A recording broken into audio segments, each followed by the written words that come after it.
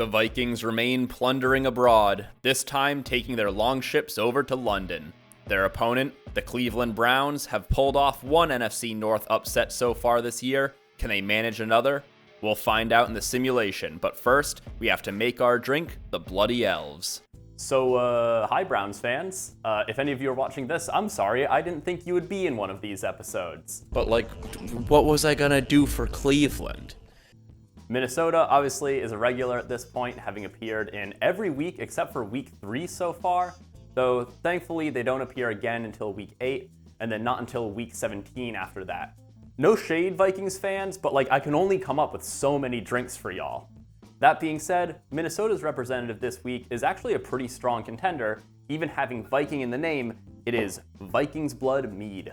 Now, an important point of clarification first, because I realized when I was doing my research for this episode that there's a bit of confusion around the name Vikings Blood. So specifically for this drink this week, our representative is the Endscreen North brand Viking Blood Mead, not to be confused with Cherry Melomel, which is often referred to as Vikings Blood. In case all of this is brand new to you, mead is basically honey wine, so you take pure honey, dilute it down with water because pure honey is too sugary for fermentation to occur. Ferment it with yeast so that they turn all of that sugar into delicious alcohol, and voila, you've got mead. Melomel is a subset of the mead category where fruits have been added to the mixture prior to fermentation, creating something that's akin to a sour beer.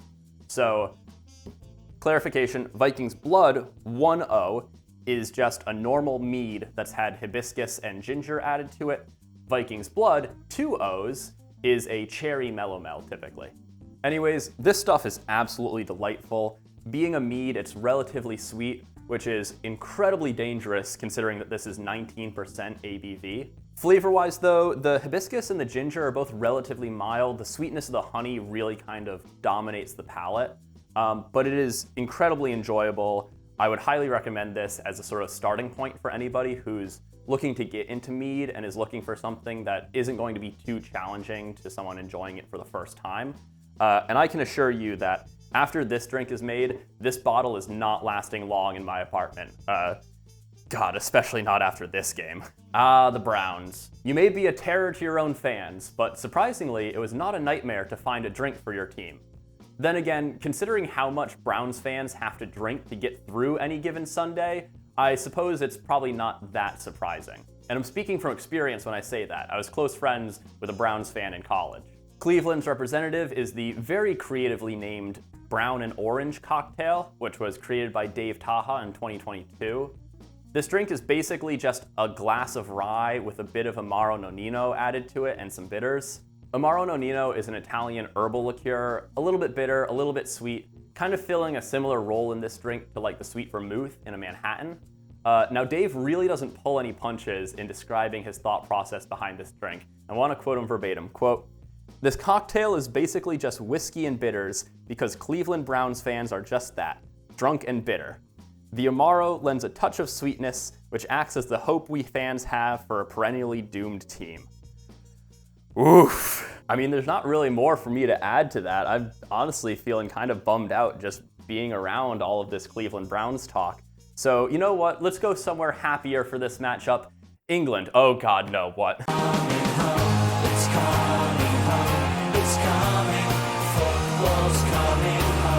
Of course, as this is an international game, we've got to get a little bit of the local culture into this drink.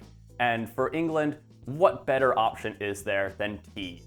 Now, of course, I could have gone a lot of different ways with tea, but ultimately, I felt like there was only one tea that was really up to the task for this drink, and that is English breakfast tea. Now, this is actually my go-to tea so that I can have something, warm to sip on when I'm writing these scripts and editing these videos, so I had a lot on hand to make this drink. Now, English breakfast tea is not actually a singular type of tea. Instead, it's a blend of multiple black teas, and even what teas are in that blend isn't really set in stone. Typically, these are black teas from Assam, Ceylon, and Kenya, but this can vary across tea brands and across price points. And while it can be enjoyed black, in my personal opinion, it is best enjoyed in the traditional British manner with decent amounts of milk and a little treat of sugar. All right, overall, this is a pretty easy drink to put together. It was definitely one of those ones where the ingredient list came together very naturally, but figuring out the ratios is a little bit of a shot in the dark for me. So I ended up trying to settle on a balance between like the Buster Bowl, because that was a tea-based drink that I did, and a Manhattan, because that's sort of, the inspiration that a lot of these drinks are coming from. So hopefully this works out. What I did eventually settle on as the final spec was 1.5 ounces of rye. Got to keep that rye in there. It's our nice main base spirit. Should give some nice, sort of fiery bite to this drink. 1 ounce of our mead. So this is going to add some sweetness to the drink.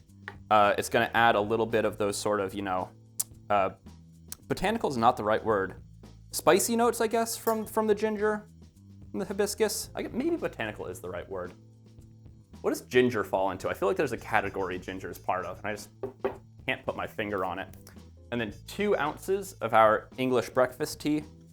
This is adding a bit more, of that character, also adding some extra body to the drink, lengthening this out a bit. And then finally, 1 dash of Angostura Bitters, just to really punch it up a little bit. You can never go wrong with Angostura. It's like bartender's ketchup, as I like to say. And then, as we have no citrus or, egg white, anything like that, we are going to stir this drink until all of it is nice and cold and diluted.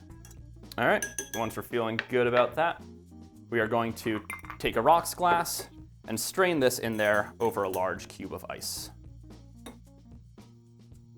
And then I was planning on garnishing this with an orange peel, and then I forgot to get an orange from the store. So instead, it will have to go ungarnished. Just a lovely little brownish orange drink for this matchup. Let's give it a try.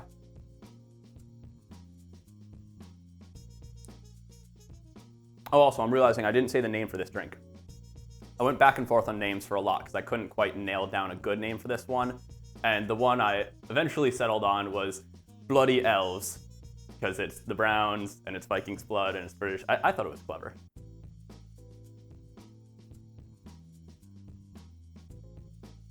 Okay. I think I need to use less tea in this drink. I think less tea and more mead.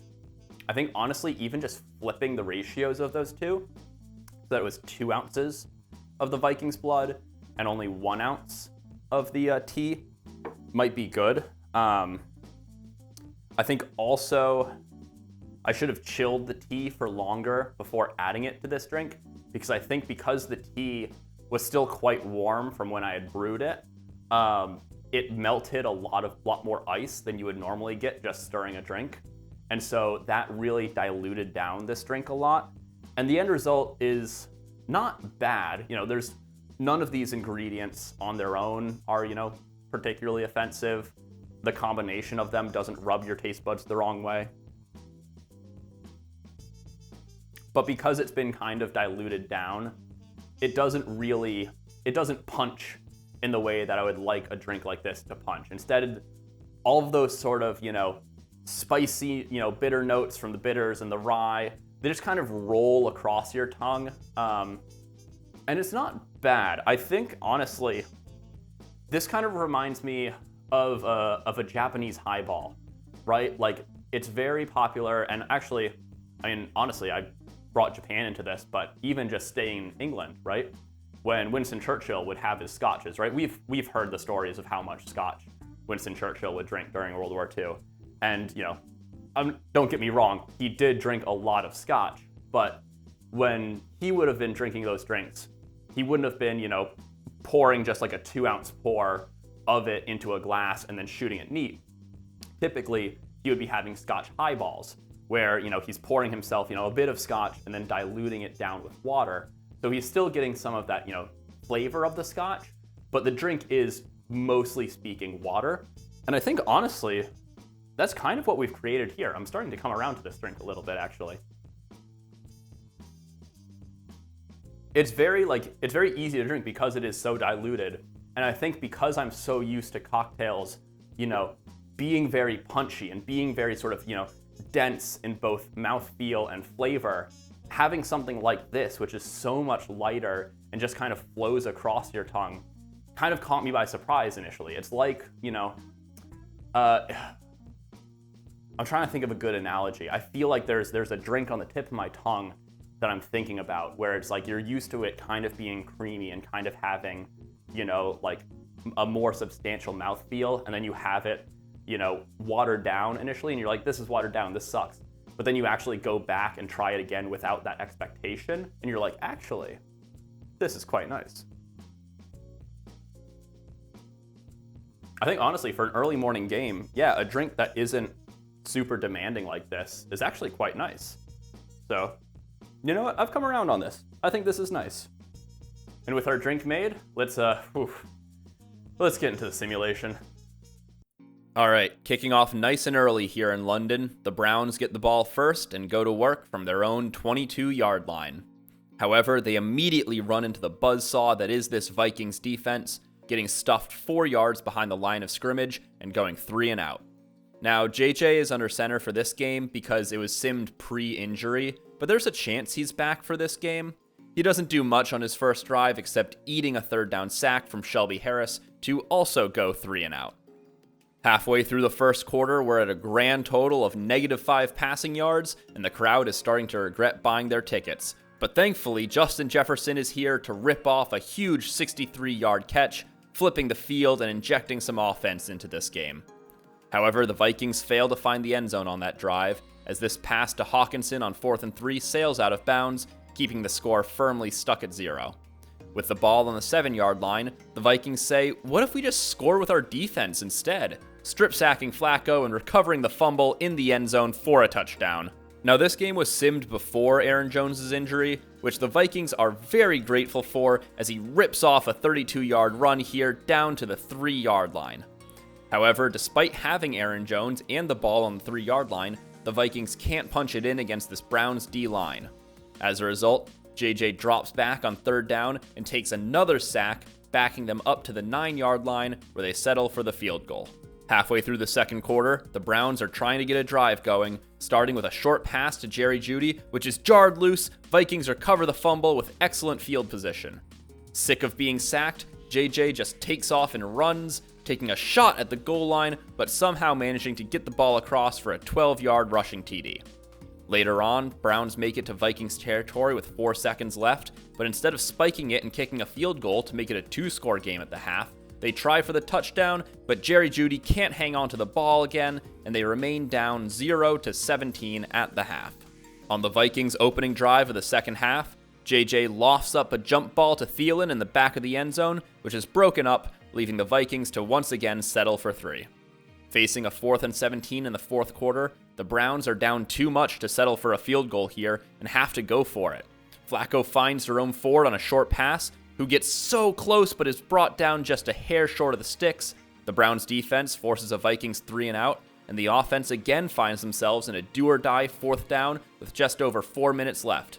Flacco hangs in the pocket and fires to Tillman, who can't hold on to the ball, sealing their fate.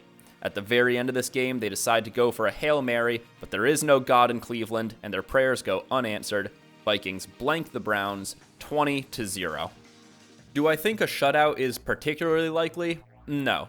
However, taken as a whole, this game really reflects the character of these teams. Neither one has a particularly dominant offense, but both have really solid defenses. The main difference is that the Vikings at least have a mid offense, while the Browns have, well, let's just move along. Very much a tale of 2 quarterbacks in this game. Flacco completed 4 times as many passes as JJ did, and despite that, only managed 65 extra passing yards, failing to even break 200. Now, averaging less than 7 yards per completion is not usually a recipe for success in the passing game, but I mean, he only had 6.8 yards per catch when they beat Green Bay, so anything is possible, I guess. We've got such a small sample size that I can't really say much about JJ historically, but in his 2 games, he's averaged 20 attempts and 150 yards, so the attempts is quite low, but the yardage is reasonable. Now, the rushing stats aren't weird because the numbers are weird. The numbers are actually pretty reasonable. They're weird because the players are wrong. Obviously, as I mentioned previously, Aaron Jones is injured, but that happened after this simulation was run, so that makes sense. What makes less sense is Jerome Ford being used as the Browns' lead back instead of Quinshon Judkins. Definitely something I'm going to look into with Madden's current rosters and depth charts. In terms of QBs, Flacco's stats look right, and JJ is being glazed into high heaven with 9 catches for 70 yards and a touchdown. Now in the receiving department, Jerome Ford handily paced all other receivers with 12 receptions, though he only turned those into 59 yards.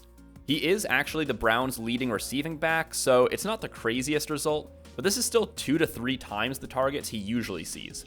Despite his limited volume, Justin Jefferson continued to make the most of it, turning a pedestrian 4 catches into 93 yards, though no receivers managed to find the end zone.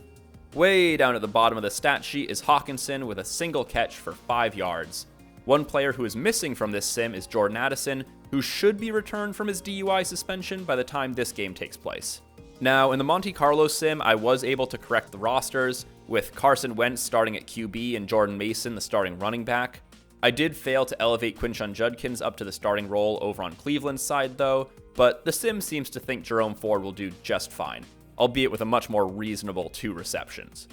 We see far more receptions for all of Minnesota's receivers, with Jefferson averaging 7.5 and Hawk averaging 5, turning those into 67 and 44 yards respectively. Now, the score distribution for this game can best be described as a simulation going, I have no goddamn clue what's going to happen between these two teams. Now, a 14-14 tie is the most common, but it could just as well be 21-14 Browns, 21-17 Browns, 21-14 Vikings, 17-14 Vikings, and more. Averaging out all of this chaos gives a slight edge to the Browns with a 19-17 final score. Do you agree with the simulations, or do you envision a different future? I'm looking forward to hearing your thoughts down in the comments. As a reminder, our drink for this matchup is the thin and mild Bloody Elves. If you make it, please let me know what you think, and I'd love to hear your suggestions for what drink should be your team's representative. Stay curious, stay thirsty, and I'll see you in the next one.